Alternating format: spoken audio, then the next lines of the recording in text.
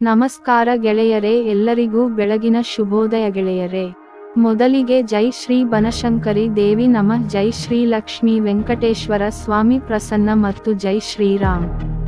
ಮಿಥುನ ರಾಶಿಯವರ ಗುಣ, ಸ್ವಭಾವ ಇತ್ಯಾದಿ ವಿಚಾರಗಳನ್ನು ತಿಳಿಸಿಕೊಡುವ ಲೇಖನ ಇದು. ದಯವಿಟ್ಟು ಎಲ್ಲರೂ ಈ ವಿಡಿಯೋಗೆ ಲೈಕ್ ಮಾಡಿ ಮತ್ತು ಶೇರ್ ಮಾಡಿ. ಈ ರಾಶಿಯವರ ಅಧಿಪತಿ ಬುಧ ಹಾಗೂ ಇದು ವಾಯುತತ್ವದ ರಾಶಿ.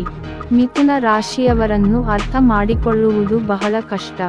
ಇವರಿಗೆ ಬಹಳ ವಿಶೇಷವಾದ ಗುಣಗಳನ್ನು ಆ ಭಗವಂತ ನೀಡಿರುತ್ತಾನೆ.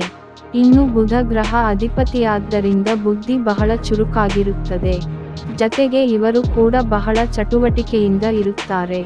ಲಲಿತ ಕಲೆಗಳಲ್ಲಿ ಇವರಿಗೆ ಆಸಕ್ತಿ ಹೆಚ್ಚಾಗಿ ಇರುತ್ತದೆ. ಈ ರಾಶಿಯವರಿಗೆ ಮೊದಲು ಜೀವನದಲ್ಲಿ ನೆಲೆ ಕಾಣುವುದೇ ಪ್ರಾಶಸ್ತ್ಯ. ಆ ಕಾರಣಕ್ಕೆ ಉತ್ತಮ ಉದ್ಯೋಗ, ಬ್ಯಾಂಕ್ನಲ್ಲಿ ಬ್ಯಾಲೆನ್ಸ್ ಹಾಗೂ ಸ್ವಂತ ಮನೆ, ಹೀಗೆ ಎಲ್ಲ ಒಂದು ಹಂತಕ್ಕೆ ಇದೆ ಅಂದ ನಂತರವೇ ವಿವಾಹವಾಗುತ್ತಾರೆ. ಬಹಳ ಸೂಕ್ಷ್ಮ ಸ್ವಭಾವದ ವ್ಯಕ್ತಿತ್ವ ಇವರದು. ಯಾವುದೇ ವಿಚಾರದ ಆರಂಭ ಗೊತ್ತಾದರೆ ಸಾಕು, ಅದರ ತುದಿ ಹೀಗೆ ಎಂದು ನಿರ್ಧರಿಸಬಲ್ಲ ಶಕ್ತಿ ಇರುತ್ತದೆ. ಮಾತು ಬಹಳ ಸ್ಪಷ್ಟವಾಗಿರುತ್ತದೆ. ಉತ್ತಮವಾದ ಧ್ವನಿ ಇರುತ್ತದೆ. ಮನಸ್ಸಿಗೆ ತಕ್ಕಂತೆಯೇ ಜೀವನದಲ್ಲೂ ಬದಲಾವಣೆ ಕಾಣುತ್ತಾ ಬರುತ್ತಾರೆ.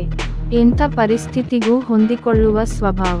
ನಾನು ಹಾಗೂ ನನ್ನ ಕುಟುಂಬದವರು ಚೆನ್ನಾಗಿರಬೇಕು ಎಂಬ ಅಭಿಲಾಷೆ ಇರುತ್ತದೆ. ಸಮಾಜಕ್ಕೆ ಹೆದರಿ ನಡೆಯುವಂಥ ಸ್ವಭಾವದವರು. ಮಾನ ಮರ್ಯಾದೆಗೆ ಅಂಜುತ್ತಾರೆ. ಸಾಧ್ಯವಾದಷ್ಟು ಜಗಳ ಕಲಹದಿಂದ ದೂರ ಉಳಿಯುತ್ತಾರೆ. ಆದರೆ ಬಂಡೆಗೆ ತಲೆ ಚಚ್ಚಿಕೊಳ್ಳುವುದು ಅಂತಾರಲ್ಲ, ಹಾಗೆ ಅಸಂಭವವನ್ನು ಸಾಧಿಸುವ ಯತ್ನದಲ್ಲಿ ತೊಂದರೆಗೆ ಸಿಲುಕಿಕೊಳ್ಳುತ್ತಾರೆ.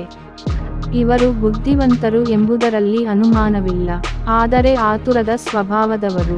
ಈ ರಾಶಿಯವರಿಗೆ ಸರಕಾರದಿಂದ ತೊಂದರೆ ಆಗುವಂಥ ರಾಜಭಯ ಸಾಧ್ಯತೆ ಹೆಚ್ಚು. ಇಷ್ಟಾದರೂ ಕಾನೂನಿನ ಚೌಕಟ್ಟು ಮೀರುವ ಸ್ವಭಾವ ಇವರದಲ್ಲ. ವಾತ, ಪಿತ್ತ, ಕಫ ಹೀಗೆ 3 ಬಗೆಯ ದೋಷ ಇವರನ್ನು ಬಾಧಿಸುತ್ತದೆ. ಅದರರ್ಥ ಆರೋಗ್ಯದಲ್ಲಿ ಏರುಪೇರು ಜಾಸ್ತಿ ಆಗುತ್ತಿರುತ್ತದೆ. ಭುಜಕ್ಕೆ ಸಂಬಂಧಿಸಿದಂತೆ ಅನಾರೋಗ್ಯ ಸಮಸ್ಯೆಗಳು ಜಾಸ್ತಿ ಇರುತ್ತವೆ.